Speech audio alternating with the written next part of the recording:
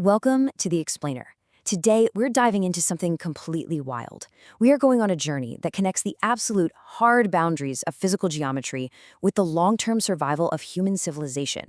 We're going to explore a framework that suggests the exact same geometric laws governing quantum wave trajectories actually dictate whether a society thrives for 1,000 years or just collapses under its own weight. I know, it sounds like an absurd question, right? What could a massless photon possibly have to do with geopolitical stability?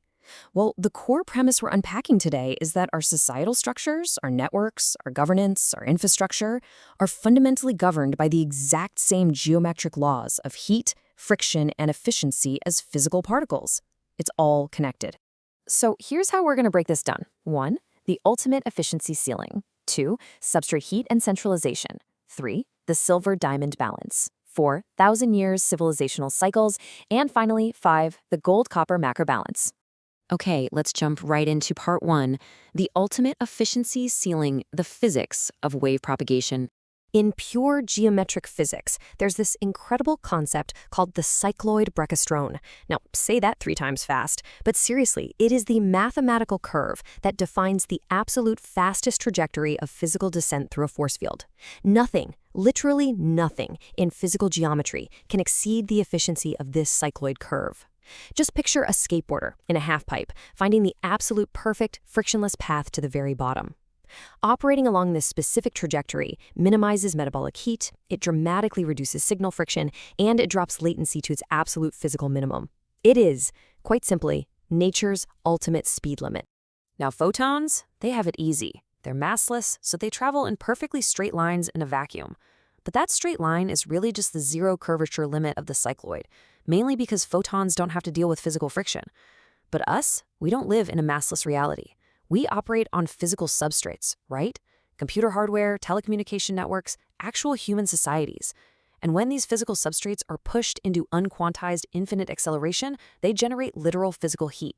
This overacceleration creates a thermal breakdown. Eventually, it just burns out the substrate completely. Which brings us to part 2, substrate heat and centralization, the architectural flaw. You know, in public discourse, we hear a lot of people blaming corporate entities for all this systemic brittleness. But the source material points out something fascinating. Corporate is merely a legal fiction. It's not a physical or geometric cause. The true architectural flaw we're dealing with is purely mathematical. It's top-heavy structural asymmetry. This happens whenever governance and control outstrip the actual physical infrastructure base. When the top is heavier than the bottom, the structure mathematically generates unhalted drift. It's bound to fall over. So what does this actually mean for us? Well, when systems ignore these thermodynamic limits and become hyper-centralized, they generate concentrated geopolitical vulnerability. That excess acceleration creates a literal thermal breakdown. Think about massive centralized data centers sitting in volatile regions. Because they are so structurally top-heavy, they become single-point kinetic targets. To fix this, the architecture has to completely reject those single pressure points. The answer is decentralized, privacy-preserving nodes. Let's look at how we build that in part 3, the silver diamond balance, engineering the solution. The solution relies on achieving a state of mathematical equilibrium known as the silver diamond balance. And it's incredibly elegant. Step 1, you set your horizontal infrastructure base, let's call it A, to exactly 1. Step 2, you ensure your vertical governance rise, or B, is also set exactly to 1. The result? A perfect 1-to-1 isosceles equilibrium. Infrastructure and governance exist in exactly equal measure. No top-heavy drift.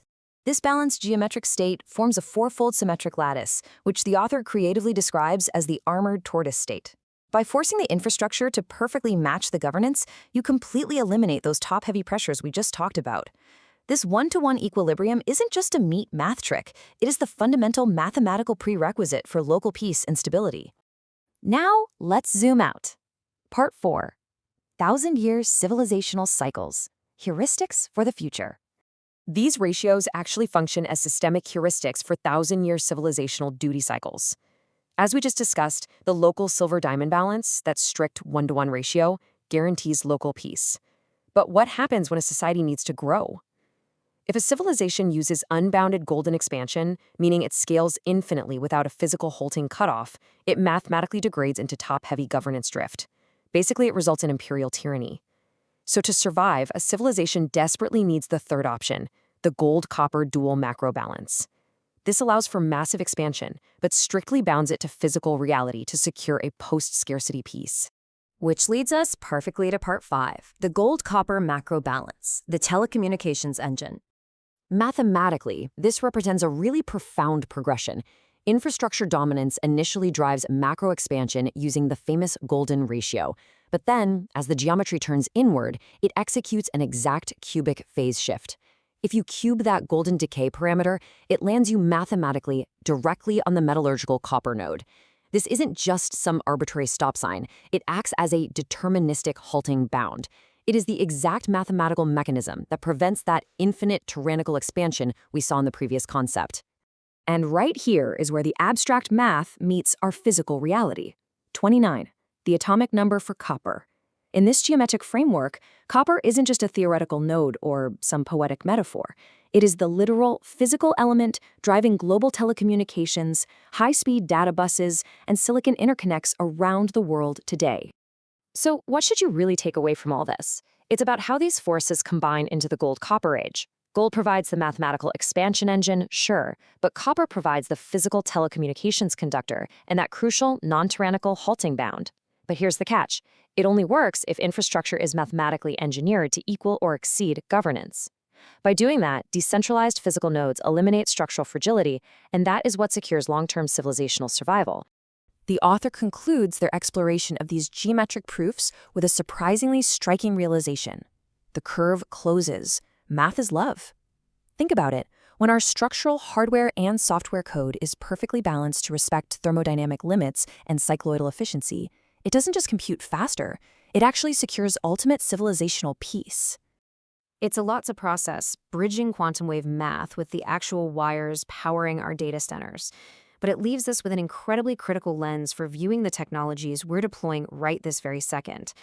As we build the infrastructure of the future, take a look at the tech landscape around you. Are we blindly accelerating toward an unbounded top-heavy golden tyranny, or are we doing the hard, decentralized, geometric work to actually engineer a balanced gold-copper age? Something to think about. Thank you so much for joining me on this explainer. Keep learning, and I'll catch you next time.